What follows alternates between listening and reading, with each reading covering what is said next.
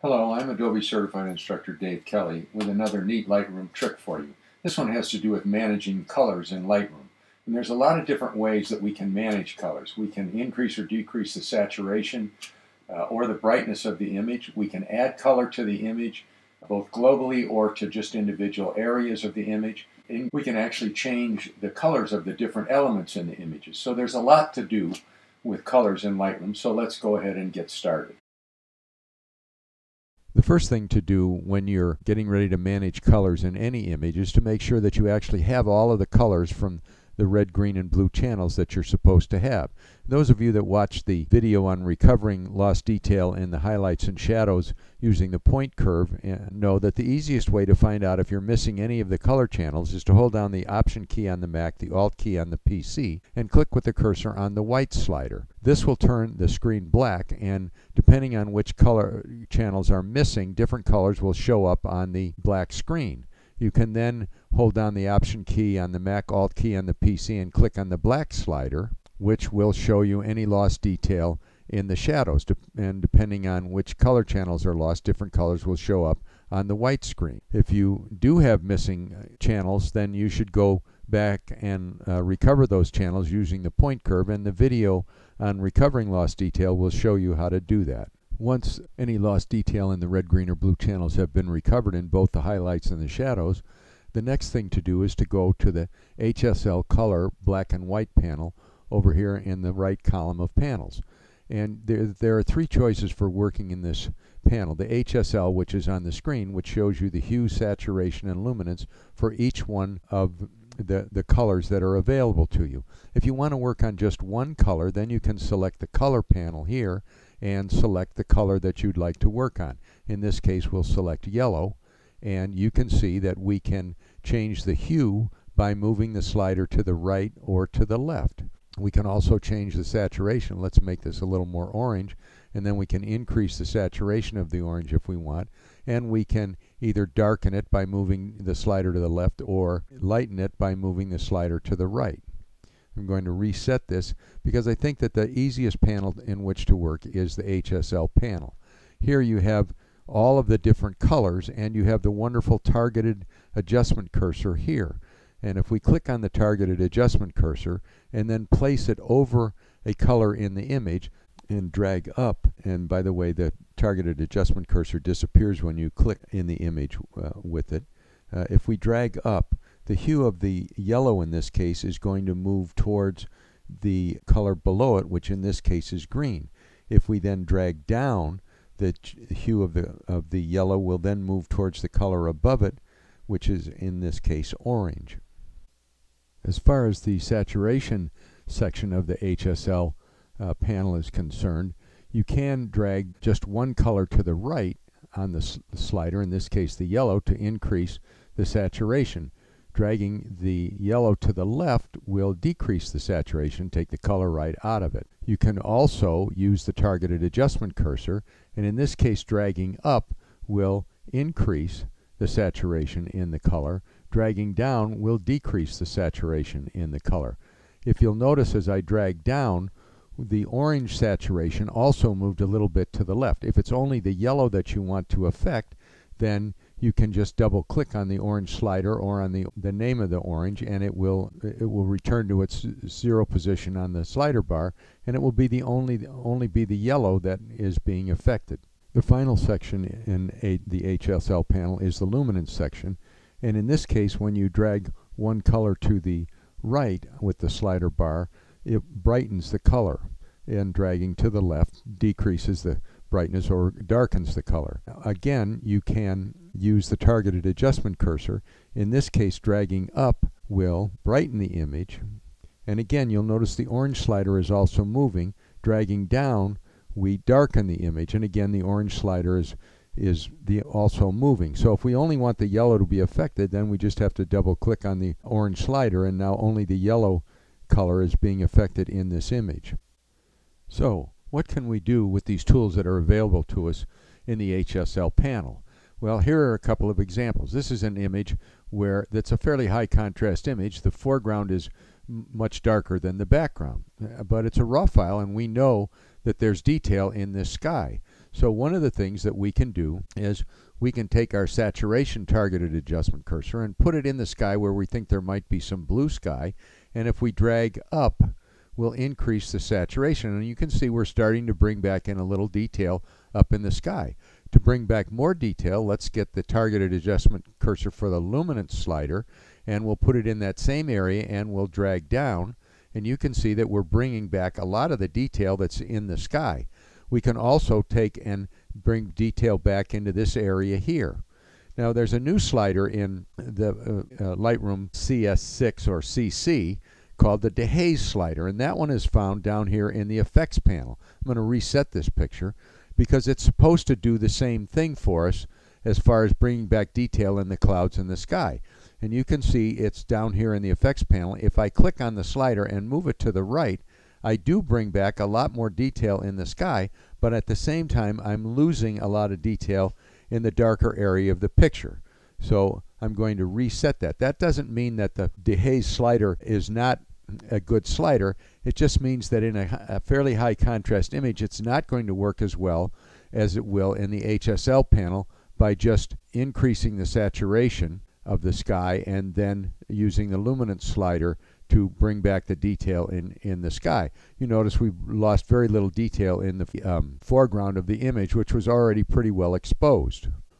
The Haze slider will do a much better job in an area where there's not so much high contrast. However, if we move it to the right, the Haze slider to the right, you can see it brings back a lot of detail, but if you notice the bird is being darkened at the same time. So it is going to darken some areas of the image. If I reset that and we go to the HSL panel and we take the saturation slider and put it in the blue and move it up and bring back a lot of the blue, and then take the targeted adjustment luminance slider and drag down, you'll notice we're bringing back the detail in the sky, but we're not affecting the bird at all. So there's a place for the Haze slider, and I think where that really is in an image like this, where there is some haze in the image. And if we really want to bring out the colors, the Haze slider is going to do an excellent job here. Simply by moving the Haze slider to the right, you can see that we're not only bringing back the colors in the balloon, but also in the sky and in the background. We can't do that with the, I'll reset that, we're not going to be able to do that with the HSL panel, because if we try and take the saturation up, we get sort of a greenish sky, and we don't want that. And then when we use the luminance slider, we don't get anywhere near as good a picture that we did by using the Haze slider. Another trick we can pull off in the HSL panel is to bring back some detail in the background of our image with just the luminance slider. If we go to the HSL panel and we select just the targeted adjustment cursor for the luminance slider, and we go to the background, you can see it looks like there's some detail here in the background that we could be getting. And if I just put my cursor over that and drag down, you can see that now I'm bringing back some detail as well as darkening the sky. This picture was taken during the African winter in Kenya, and you can see the grass is straw colored, and if I'd like to have a little bit more color in the grass, I just have to drag down with the targeted adjustment cursor, which brings back a little bit more color into the grass. I could also make my elephant a little bit darker with just the targeted adjustment cursor. Another trick we can pull off in the HSL panel is to create an image that becomes a grayscale image with only one color in it. And this is really simple. All we have to do is take the saturation out of all of the colors in the image except for, in this case, the red for the red rose. Once I've done that, I can also add more color to the rose. If I think it needs a little bit of orange, I can put a little bit more orange in, which is going to make it a little bit more red. And I can also boost the red color to make it a bright red rose. So that's probably one of the easiest special effects images that you can create in the HSL panel. Okay, let's leave the HSL panel and go to the tone curve panel. It's an often ignored, little used panel, which most photographers don't think about when it comes to managing colors, but it may be one of the most powerful panels when it comes to changing colors in an image. By default, the tone curve panel opens in the parametric curve, which isn't where we want to be, although this is a great way to add contrast to your image. Where we want to be is in the point curve, and the way to get there is to click with the cursor on this icon down here in the bottom right of the tone curve panel. Here we have access to all three of the color channels, red, green, and blue. And what we can do with this is we can actually change the color, the red color in an image. And the easiest way to do that is select the red color and then select the targeted adjustment cursor here. If we put it over an area that is red and we drag up, we will increase the red in the image. But if we drag down, we're going to get the opposite color in the image on the color wheel, which is green.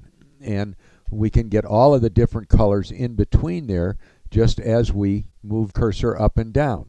If we then select the green channel and using the same technique with the targeted adjustment cursor, dragging up will increase the green in the image, but dragging down will give us the color opposite green on the color wheel, which is magenta. So we can make a big color change with the green also. And finally, if we select the blue channel and then use the targeted adjustment cursor to drag up, we enhance the blue in the image, but dragging down will give us the opposite color on the color wheel, which is yellow. So how can we use this technique to enhance our images?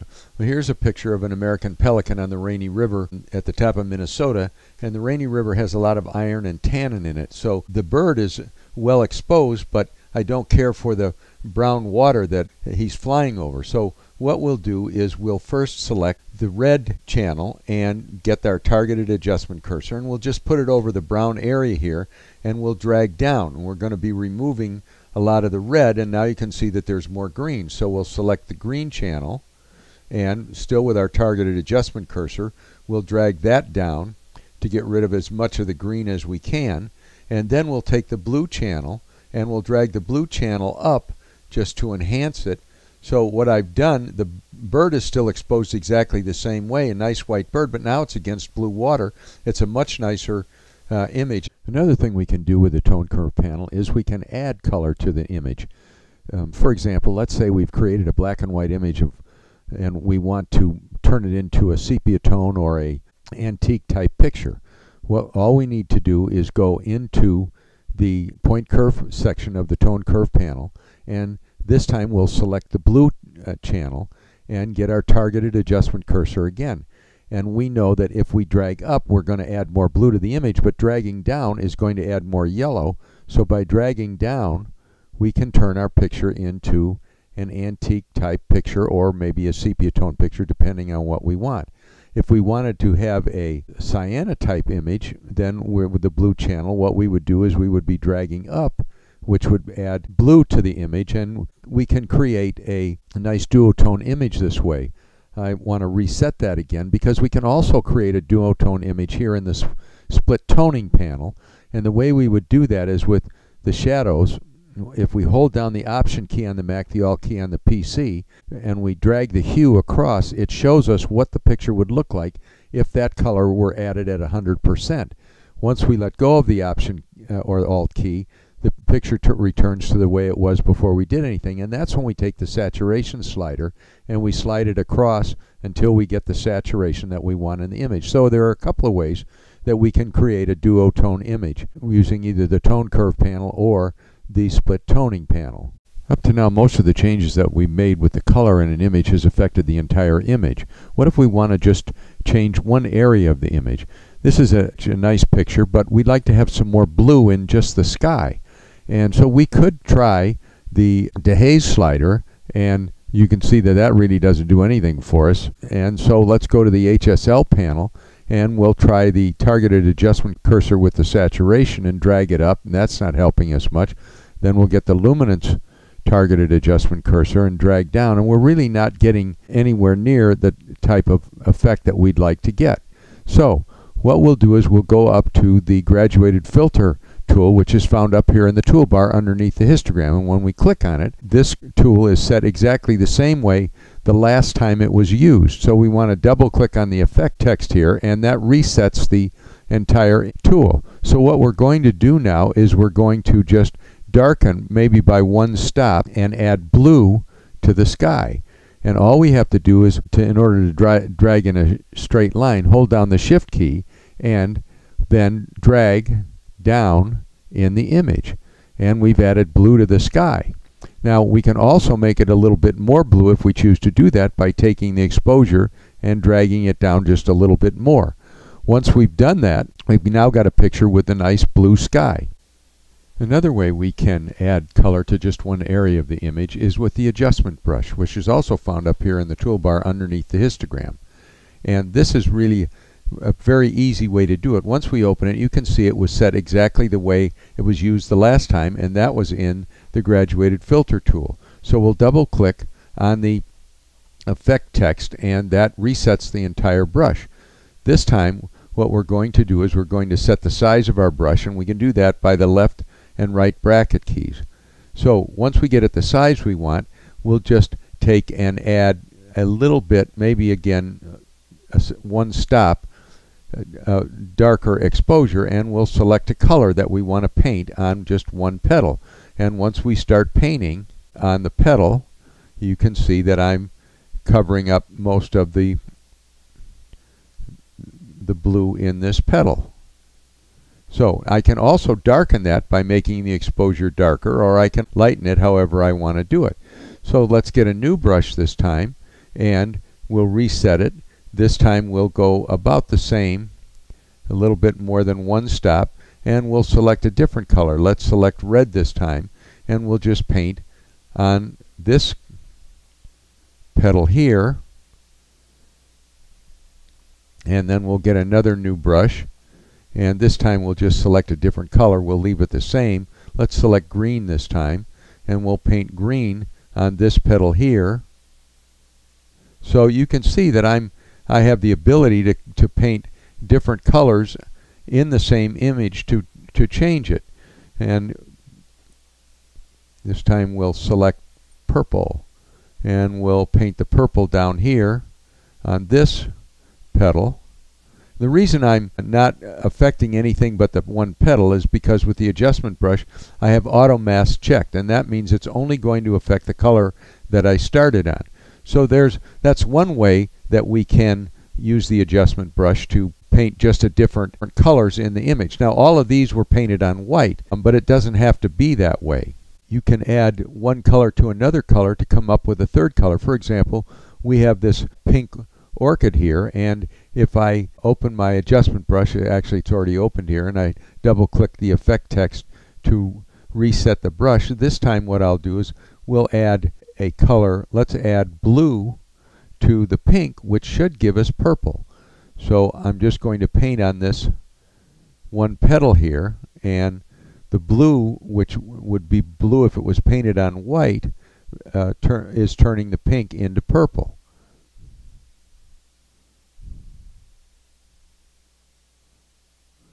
So, and I can also change the hue a little bit, make it a little bit more towards blue, or I can make it a really dark purple. So using the adjustment brush to change just an individual color in the image is really a pretty easy task. Finally, if you're not happy with the colors you're getting from your camera, you can change those colors in Lightroom. Simply take a picture of a color calibration card, such as the one that you see on the screen, and then in the camera calibration panel, use the hue and saturation sliders of the different colors to change the colors. Once you get the colors exactly the way you want them, then create a develop preset and save it to your user presets. The next time you go to import your images into Lightroom, you can place that user develop preset in the apply during import section of the import dialog box, and the colors will come in changed to the way that you want them. All of this information and a whole lot more about Lightroom is contained in Lightroom 6/CC Made Easy, which is available from Amazon.com or through a link to the publisher on my website, dekphotography.com. Thanks for watching.